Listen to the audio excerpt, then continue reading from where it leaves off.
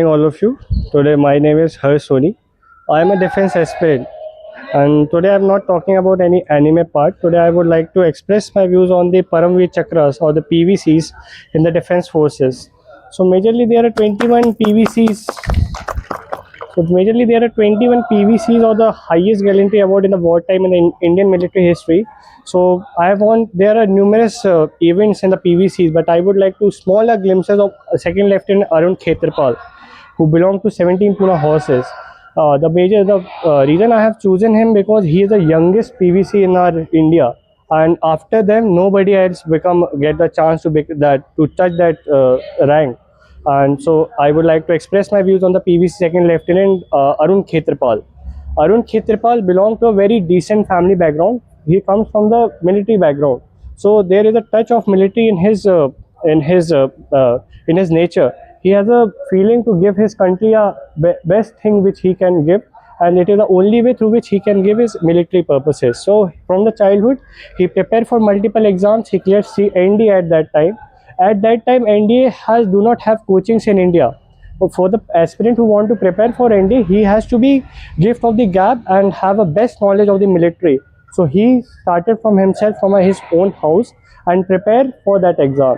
In the first attempt, he able to clear the NDA and went to the training. He cleared the interview, which is SSB called Service Selection Board. It is the toughest selection board in the Indian history, apart from IES interviews. IES interview is only 40-minute game, but this SSB is 1 to 5 days, in which each psychology of the candidate judge, each social adaptability, each leadership quality, each courage is tested of the candidate. And Arun Khetarpal was the first member of his house who cleared that ND in the first attempt. And after he commissioned in the military, he in the interview part, the interviewing officer asked him why you want to join Indian Army. So the basic and the courageous word he said that he want to give his nation Param Vir Chakra. At that time, that candidate is basically around 19 years old. So you can imagine his glorious feeling in his heart what he is going through. And then he commissioned as a gentleman cadet from NDA from Khadakwasa and completed his training from Indian Military Academy, Dehradun. After he commissioned, he was posted in the 17 Pura horses, which is 125-year-old, which is basically commissioned officers in the tank field. And in the Battle of 1971, which is known as the Battle of Basantar, Arun Khetarpal was posted in the border areas. His company didn't want him to go because he was so young and do not have that exposure of military war. But he himself tried his level best and completed his 6 month training in just eight weeks. So this is the dedication and passion which he showed into to the country, and to make his country proud again, and didn't let his country down in the battlefield. As we know that Pakistan is trying his level best to capture Indian territories from the Kashmir region, from the Chinese region, and from the West Pakistan and East Pakistan frontier. Second Lieutenant Arun Khetarpal was posted in the Punjab region, where there is a direct threat of the capturing the Indian territories like Punjab region itself, border areas, Longewala, Kargil. These are the territories which lies at that point. Arun Khetarpal have joined the warfare as a tank commander.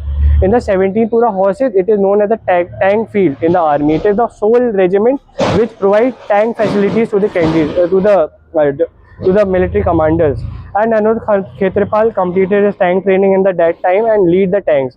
Now he leading his Famagusta tank. There is multiple names given to the tank, but his tank name is Famagusta. It was the basic tank, which is Centurion tank, belong to Russian technology. And at that time, we have a major weapons imported from Russia itself.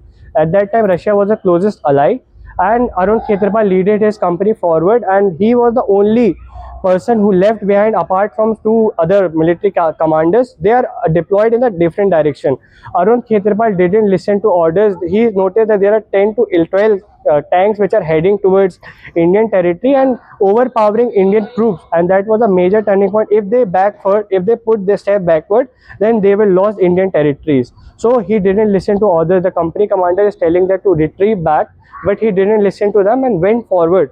And at that time, there was a major bugs in the Pakistan troop. He himself was a witness of that event when the Arun Khetarpal was a young mature officer of the 21. He has a caliber of the 50 years general. So he was also impressed by the caliber that he himself stood forward and destroyed 5 tanks on himself. After he marched forward and able to destroy all the tanks, only one tank was left, and it was a bad luck or what you can tell that last tank. Arun Khetarpal landed a blow to that tank, and the tank was not able to condition to move forward. But by the God of grace, that one tank loaded a shell towards Arun Khetarpal tank, and Arun Khetarpal tank was blown away. But the true which is inside the tank was survive, and he bring Arun Khetarpal outside. But Arun Khetarpal at his last moment of death think about the nations. मत छोड़ो उन्हें मत छोड़ो जाने दो उन्हें जाने मत दो मत छोड़ो. At the bleak of his death, he thinks about the nation. He didn't think about his family. He didn't think about his whole career. He thinks about his nation. At what cost, at his life cost, he want to capture the Basantar and defend Basantar in such a way that the air force come and they capture that, retrieve back the Pakistani forces.